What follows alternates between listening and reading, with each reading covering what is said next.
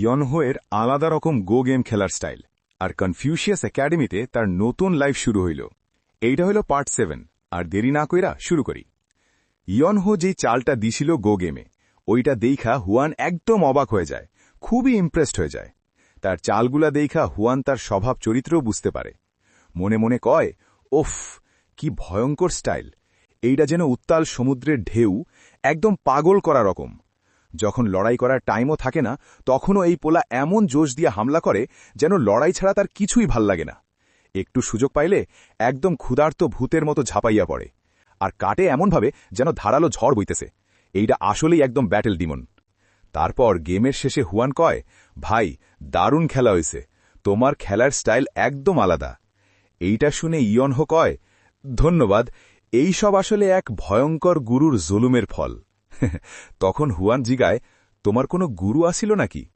এইটা শুনে ইয়নহোয়ের ট্রেনিংয়ের দিনগুলা মনে পড়ে। তার মাস্টার কইত, তুই হারলে 10 গুণ বেশি ট্রেনিং, আর আমি হারলে 3 দিন ছুটি। এইটা মনে কইরা ইয়নহো হেসে কয়, আসিল, একদম একটা হারামজাদা বুড়া। তারপর সে আবার কইতে যায়, আর আপনি যদি কিছু মনে না করেন, আমি এইখানে আরেকটু থাকতে চাই।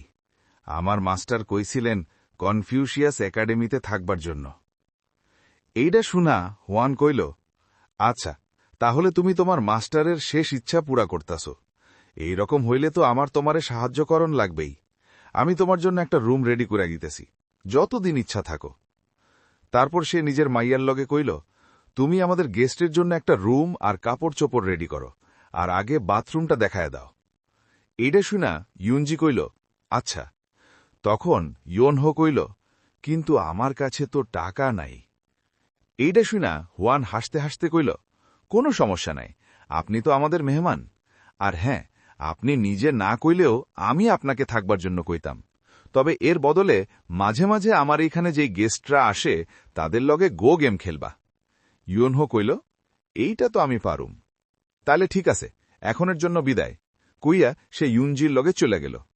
এর পরের সিনে দেখি ইয়নহো গরম পানিতে বসা আরাম করে রিল্যাক্স করতেছে। সে কইতেছে, এইটা তো অনেক ভালো লাগতেছে। আমি তো আগে গোসল করতে অপছন্দ করতাম। এইটা কি এই জন্য যে পানি ভালো? আমার স্কিনও এখন ভালো হইতেছে। তারপর সে নিজের মাস্টাররে মনে মনে কল্পনা কইরা কইতেছে, আমি এত খুশি যে আমার চোখে পানি আইয়া যাইতেছে। সব ওই নষ্ট বুড়া লোকটার লেগাইছে। এইদিকে বাথরুমের বাইর দাঁড়ায়া ইউনজি ওর লেগা কাপড় নিয়ে অপেক্ষা করতে করতে একদম বোর হইয়া যায়। বিরক্ত হইয়া সে পা দিয়া দরজায় ঠক ঠক করে, আর মনে মনে কয়, আসলেই বুঝি না আব্বা কেন এমন একটা মানুষে অতিথি বানায় রাখছে। এই সময় হঠাৎ দরজা খুলা দিয়া ইয়নহো বাইরে আইয়া পড়ে। এইটা দেখা ইউনজি একদম ভয় পায়া চিৎকার দিয়া উঠে, কারণ ইয়নহোর গায়ে একটাও কাপড় নাই।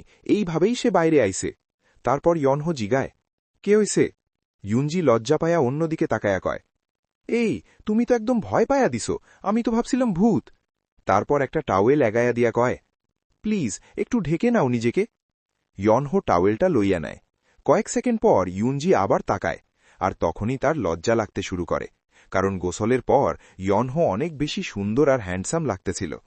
টাওয়েল পেঁচায়া ইয়নহো তার দিকে তাকায়া কয়, এখন ঠিক আছে? কিন্তু ইউনজি তার এই একদম বদলায়া যাওয়া চেহারা দেখা অবাক হইয়া কয়, তুমি তুমি আসলে কে? এরপর কয়দিন এইভাবেই কইরা কইরা কাটে। একদিন ইউনজি রাগ কইরা তার আব্বারে চিৎকার দিয়া কয়, আব্বা, প্লিজ ওই লোকটারে কিছু কও। এই কথা শুইনা হুয়ান কয়, কোন লোক? ইউনজি কয়, ওই মেহমান মানুষটা সারা দিন রুম থেকে বাইরই হয় না, খালি খাওয়ানোর সময় বাইর হয়, আর বাকি সময়টা সারা দিন ঘুমায়। পুরা প্রথম সপ্তাহ ধরেই এটাই করতেছে। এটা শুনে হুয়ান কয়, ভাবার মতো কথা, আমি তো তার নামটাও জিগেইনি। তখন ইউনজি একটু রাগ কইরা কয়, বাবা, আপনি তো নিজেই কইছিলেন আলসেমি পাপ, তাই না? আপনি সব সময় পরিশ্রমের কথা কইতেন, তাইলে ওই মানুষটার এই আলসেমি কেন কিছু কইতেছেন না? মেহমান হইলেও তো ওই এক লোকের জন্যই পুরো পরিবেশটা নষ্ট হয়ে গেছে। হুয়ান শান্তভাবে কয়, ইউনজি, আমার গো খেলা খুব পছন্দ, কারণ এই খেলা খেললে আমি আমার প্রতিপক্ষরে ভালোভাবে চিনতে পারি। তুমি জানো, কথা মানুষ চাইলে বদলাইতে পারে, মুখের ভাবও লুকাইতে পারে, কিন্তু স্বভাব ওইটা কখনোই লুকানো যায় না। যে মানুষ অধৈর্য, সে কখনো শান্তভাবে গো খেলতে পারে না। আর যে মানুষ ধীরে সুস্থে খেলে সে কখনো লড়াইয়ের মজা নিতে পারে না। এইভাবে মানুষের স্বভাব তার জীবন আর ব্যক্তিত্ব ঠিক যেমন তেমন করেই প্রকাশ পাওয়া যায়। তারপর হুয়ান ইয়োনহোর সাথে খেলার কথা মনে করে আবার কয়, ওর স্বভাবটা ছিল খুবই রাফ আর অধৈর্য। আমি জীবনে এমন চরম স্বভাব আগে দেখিনি। এইটা দেখেই বোঝা যায় ও কোনোভাবেই অলস না, আর আরামপ্রিয়ও না। হয়তো সে আমাদের ধারণার চাইতেও অনেক বেশি কঠিন কিছু পার করে আসছে। সে নাকি একদম ঝড়ঝাপটা ভরা জীবন পার কইরা আইসে। তারপর হুয়ান আবার কয়, যখন সূর্য ওঠে তখন ছায়াও বেশি গভীর হয়। যদি সে আলসেমি করে তার মানে হইল তার জীবন আসলেই অনেক কঠিন আছিল। তারপর একটু বুঝাইয়া কইল, দেখো, যদি একটা পাখি বৃষ্টির হাত থেকে বাঁচতে ছাদের নিচে বসে থাকে, তখন তো আমরা ওই পাখিরে তাড়াই না বা জিগাই না কেন সে বৃষ্টির মধ্যে উঠতেছে না। তাইলে তুমি কি ওই পাখিরে আরেকটু সময় আরাম করতে দিবা না? এই কথা শুনে ইউনজি চুপচাপ মাথা নাড়ে, মানে সে বুঝে। কিন্তু পরের দৃশ্যে দেখি ইউনজি প্রচণ্ড রাগে ফুঁসতাছে, কারণ ইয়োনহো যেখানে খাইছে ঠিক ওইখানেই গরুর মতো শুইয়া আছে। ওরে এত আরামে শুইয়া থাকতে দেখা ইউনজি মনে মনে কয়, বাবা ভুল করতাছে, এইরকম একটা আলসে মানুষ কখনোই হিডেন ড্রাগন হইতে পারে না। আমি অবশ্যই এইডারে এখান থেকে বের কইরা ছাড়ুম। তারপর সে ইয়োনহোরে ডাকে, এই ওঠো। ইয়োনহো উল্টা পাশে ঘুরে আলসেভাবে কয়, কেন? এইটা শুই না ইউনজি রাগে চাদর টান দিয়ে কয়, বলতেছি ওঠো, সূর্য মাথার উপরে আইয়া গেছে। তখন ইয়োনহো ধীরে ধীরে উঠা বসে, হাই তুলতে তুলতে কয়, সত্যি? তাইলে সূর্য ডুবলে আমাকে জানাইবা। এইটা শুই না ইউনজি একদম খেপে যায়। সে বকা দিয়া কয়, তুমি আসলে কে? 7 দিন 7 রাত ধইরা এখানে পইরা থেকে আলসেমি করতাছ, আর বাকি সবাই পড়ালেখা করতাছে। এই সময় ইয়োনহো কান চুলকাইতে চুলকাইতে নির্লজ্জভাবে কয়, যারা পড়তে চায় তারা পড়ে, আর আমি ঘুমাইতে চাই তাই ঘুমাই, এতে সমস্যা কি? এই কথা শুনে ইউনজি একদম খেপে উঠা কয়, চুপ করো। এই কারণ না থাকলেও আমি তোমারে 7 দিন 7 রাত বিছানায় শুয়ে থাকতে দেখতে পারি না, তা আবার না গোসল কইরা। সে আরো রাগে কয়, তোমার জানা আছে এই বিছানার চাদর কে ধয়? তোমার এখানে থাকতে হলে কিছু কাজ করতেই হইব। একটু থেমে কষ্টের সুরে কয়, তুমি জানো না আমাদের অবস্থাও ভালো না।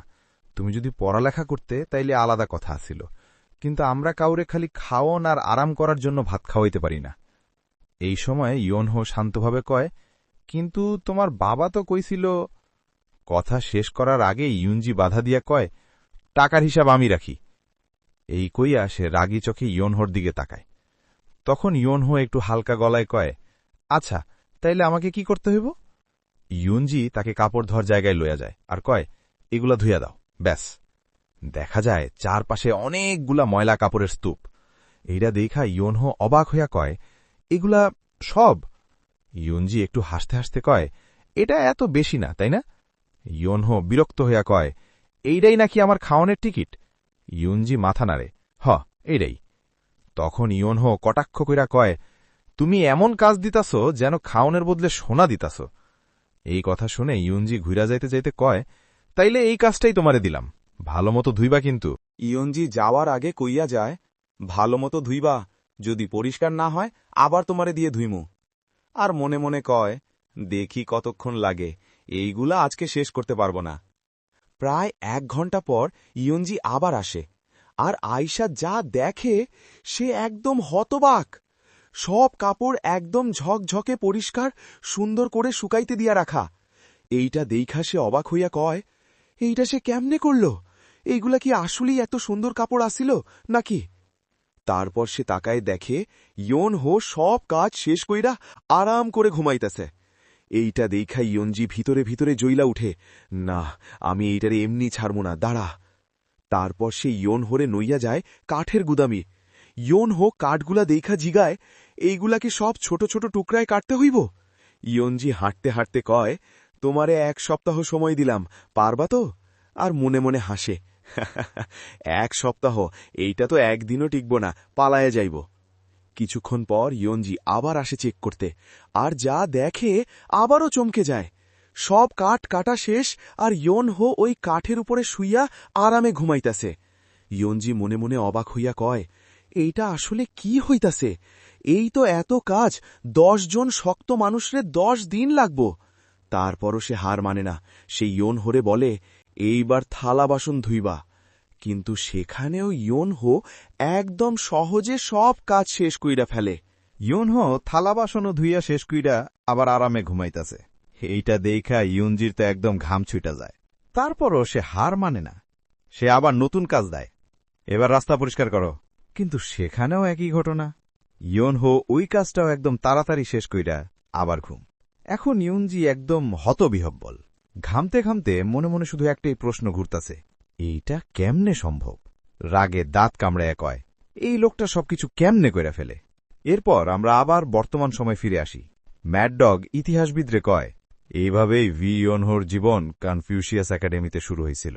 কিন্তু ওরে ঘরে রাখা 3 ওয়ান্ডার্স গ্র্যান্ড একাডেমিকের বড় ভুল আছিল। ওই মানুষটারে ঘরে আনা উচিত ছিল না। এটা শুই না ইতিহাসবিদ অবাক হয়ে জিগায়, কেন? তখন ম্যাড ডগ ব্যাখ্যা দেয়, একটা জিনিস নিশ্চিত, ওই লোক যেখানেই যায় সমস্যা সাথে নিয়েই যায়। তার ইচ্ছা থাকুক আর না থাকুক, দুর্ঘটনা ঘটবেই। কনফিউশিয়াস একাডেমিতেও এইটাই হয়েছিল। যেদিন থেকে ভি ইয়নহো আইছে, শান্ত আর মিলিবিলি পরিবেশ একদম গোলমালে ভইরা গেছে। ইতিহাসবিদ আবার জিগায়, আসলে কি হয়েছিল? ম্যাড ডগ ধীরে ধীরে কয়, সবকিছু শুরু হয়েছিল একটা গো খেলা দিয়া। আবার দৃশ্য ফিরে যায় ইয়নহোর দিকে। সে বৈশা গো খেলতাছে, কিন্তু মুখে বিরক্তি। মনে মনে কয়, আমি এখানে কেমনে আইলাম? আমি তো ভাবছিলাম শুধু আসা যাওয়া করা মানুষগুলার সাথে গো খেলমু। ইয়নহো মনে মনে বিরক্ত ইয়া কয়, আমারে নাকি সবার সাথে গো খেলতইব। ঠিক আছে, কিন্তু লোকজনরে সরাসরি চিঠি পাঠায় ডাইকা আনা, এইটা তো একদম ধোকা। তারপর আমরা দেখি একাডেমির বাইরা অনেক মানুষ জড় হইছে। একজন নতুন আসা লোক কয়, মনে হয় সবাই একটা করে চিঠি পাইছে। আরেকজন চিঠিটা পড়তে পড়তে কয়, ওয়ান্ডার্স গ্র্যান্ড একাডেমি যদি চিঠি পাঠায় তাইলে খেলোয়াড়টা নিশ্চয়ই অনেক অদ্ভুত আর ইউনিক হইব। তৃতীয়জন উত্তেজিত ইয়া কয়, এইটাই ভাবি আমি তো সঙ্গে সঙ্গে চলে আইছি। আসলে এই সব মানুষই আইছে ইয়নহোর সাথে গো খেলতে। আর এই চিঠিগুলা পাঠাইছিল হুয়ান নিজেই। সে চিঠিতে লিখছিল, যে পাথর এক জায়গায় পড়ে থাকে সে পচে যায়, আর বিছানো বোর্ড তার মালিকের অপেক্ষা করে। সময় আসলে গো খেলার জন্য চলে আসেন, কারণ গো খেলার সুবাস ইতিমধ্যে ছড়াইয়া পড়ছে। অন্যদিকে হানলিম গ্র্যান্ডম্যানের রে ইয়নহো ফুল স্পিডে গো খেলতাছে। একজন ছেলের সাথে খেলে একদম সহজেই তাকে হারায়। তারপর ইয়নহো শান্তভাবে কয়, পরের জন আসো। এইভাবেই এই চ্যাপ্টার এখানেই শেষ, আর সামনে গল্প আরও বেশি জমজমাট হইতে যাইতাছে। পরের চ্যাপ্টার মিস করতে না চাইলে লাইক, শেয়ার আর সাবস্ক্রাইব করো। আবার দেখা হইব পরের ভিডিওতে।